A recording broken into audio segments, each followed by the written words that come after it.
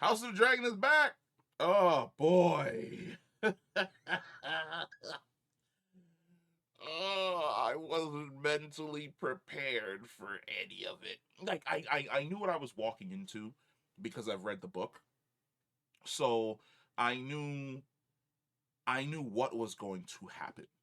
Right? I knew that Rhaenyra was going to mourn the loss of Lucerys. Still was not emotionally prepared for Emma D'arcy on that beach grasping the cloak of her dead son. That scene completely fucked me up. I knew that blood and cheese was definitely going to happen. Still was not prepared for Phia Saban's just the way in which she completely approaches a mother having to choose between the life of two children, giving one of their children up, and it's the sound, dog. The sound is what stays with you once the scene is happening, because she picks up her other child and she's leaving the room. And as she's leaving the room, all you hear is the squeal of the other kid and then the hacking as they're chopping off the head. And I was like, I didn't know how you were going to portray the blood and cheese situation, because I thought it was going to be like a whole lot more violent. But I really feel as though they made the right decision and the right call in choosing not to show and tell, but have you, the viewer, mentally recreate what is happening inside the room, because it fucked me up. Because the entire time she's running, for until she gets out of that main corridor and heads down the steps, all you hear is the hacking sound, and it stayed with me for it stayed with me briefly until she opens up the door and sees her mom, fucking Kristen Cole. Kristen Cole, you raggedy ass motherfucker. I'm gonna have a whole video about your ass, because you are the definition of an ain't shit person. Cross the board 100%. I got a whole video about Kristen Cole that I'm gonna do about just how much of an absolute fucking bastard he is. But this this episode does a really good job of setting up essentially the war. So end of season 1 sets up the emotion that you were going to have coming into season 2. Season 2, everybody is essentially drawing out battle plans for what they want to do. Damon wants to go off to the I want to call it the Crown Lands, but it's not the Crown Lands. It's where River Run is. The Riverlands. He wants to fly off to the Riverlands and just set it ablaze. If you're on my side, great. If you're not on my side, meet Dragonfire. You've got Aemon. There's so many just similar sounding names. It's gonna take me a while. I'm not gonna get back into my House of the Dragon. I know everybody's names groove for like another week. But you have Aemon, who wants to also fly off to the Riverlands and fight Caraxes and Daemon, because he knows that they're the biggest players that need to be taken off the board. Then, of course, we go all the way to the north and we meet Cregan Stark. Now, I know a lot of people complain about Cregan Stark because he doesn't have the beard. He's gonna get the beard. I have a feeling that by the time the hour of the wolf arrives, he'll be fully bearded, or slightly bearded, Cregan Stark. And I like the conversation that the both of them essentially have, where they're going all the way up the wall, him and Jace, and they're talking about how the last person that was sent up there to treaty with him to come on their side threatened him with Dragonfire, which is the Greens. The Greens probably were like, "Hey, you either side with us, or we finna burn down Winterfell." And there's almost like this brotherly bond that kind of makes me wish that we had gotten a little bit more between both Cregan and Jace, because Cregan essentially becomes Jace's ride or die.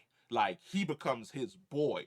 Like, you ever meet somebody just out somewhere and y'all just click? That's what happened right there. I know like a lot of people are gonna joke around about the fact that there were hints in Fire and Blood that Cregan was actually mourning Jace. Like, he went into a period of mourning because they were a little bit a little bit they were a little bit closer than they let on, essentially. But I already like the fact that they fuck with each other. Where like he respected the fact that Jace came himself. He didn't send a Raven, or he didn't send like uh uh uh uh somebody who works like 15 levels below him. He flew all the way up to the wall himself to meet Cregan Stark. I also like the fact that Cregan gives a little bit of Stark. I'm telling you, dog. Anytime they stop and they do like some Stark shit, like the Stark theme starts playing, then you see Winterfell just coming over the you see when you come over the horizon and it's just Winterfell. Great. I also love that they explain that for the Starks, they actually help serve with the Night's Watch. I'm wondering when that stops. Because we know that the Stark during present day who went to the Night's Watch was Benjen, but we never really hear about Eddard basically taking 1/10 of his forces and then sending them to the Wall. So I'm wondering if there's then again, there probably wasn't any need because it was winter is about to come, which is what Cregan was talking about before. He's like, right now all you're seeing is flurries, but like in a few months it's going to be dead of winter, and I have to be here for my people. It sounds like when winter is about to come, they draw lots, and 1/10 go north to reinforce the wall. I also love the fact that Cregan explained something to Jace. He was like, "Do you really think my ancestors built a 700-foot wall to keep out wildlings?" He's like, "Nah, dog. It was definitely built to keep out something else. And your ancestors knew it too because when they came to the north, their dragons wouldn't go beyond the fucking wall." Love that. Absolutely fucking love that. But it does create a situation because the question could be asked, why is it during season season 7 does Daenerys's dragons go beyond the wall? Bad writing.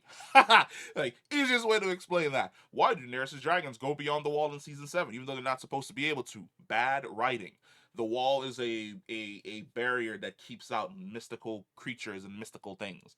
Dragons can't go beyond it. They can't fly around it, and the White Walkers can't go south. But this was a great episode. I enjoyed this. All of the pieces, all of the players are where they essentially need to be. I have not watched the trailer for episode 2 yet. I'm gonna have to go and find it because after the episode was done, HBO Max was like, "Hey, we're done here. Enjoy the rest of your day. Go watch Superman." But let me know what you guys think about House of the Dragon being back, especially that of episode 1. Comment down below. Let me know. For all the new people that have essentially joined the channel over the last like few days, welcome. Uh, Thank you for just enjoying the videos and leaving leaving funny ass comments. I do enjoy, even though I can't get to everybody's comment, I do enjoy reading most of the comments that I see, and the fact that everybody's just vibing and there's no negativity or no hate. For the most part, there's a little bit, but for the most part, now that I've said that, some of the most hating ass people are about to come out the woodworks and start commenting on this channel. But we'll see. Hit that like button, hit the subscribe button if you're new to the channel in general, and I'll catch you in the next one. Peace.